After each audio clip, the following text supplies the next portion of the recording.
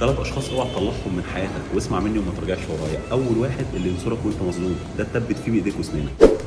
تاني واحد ده بقى مش هتلاقيه كتير، وهو اللي يستحملك وانت متعصب ومتضايق. اخر واحد بقى، وده اهم واحد بالنسبه لي، وهو اللي يرد غيبتك وانت مش موجود. فصدقني صدقني اوعى تخسر. السلام عليكم. تعالى هقول لك حاجه. كلنا بنحط اهداف، وكل يوم هدفك بيتغير او بيتطور، بس ازاي تخلي هدفك ده هدف سمارت ذكي؟ هتعمل كام حاجه؟ هقول لك على اجمل 3 حاجات او اهم 3 حاجات تعملهم فيها. اول حاجه بقى هقول لك خلي هدفك محدد، خليك عارف انت عايز ايه، مش هدف عشوائي، مش هدف عايم. دي نقطه مهمه جدا. تاني حاجه بقى، وده بالنسبه لي من اهم النقط اللي لازم تخلي بالك منها، ان يكون هدفك قابل للقياس. يعني اقدر اقيس انا حققت قد ايه من هدفي ده. الاخيره بقى من وجهه نظري، ان هدفك ده لازم يكون مرتبط بوقت معين لتحقيق الهدف، مش متسابه عايمه كده اعمله وقت ما انا اعمله. وزي ما قلت لك، اسمع مني وما ترجعش ورايا.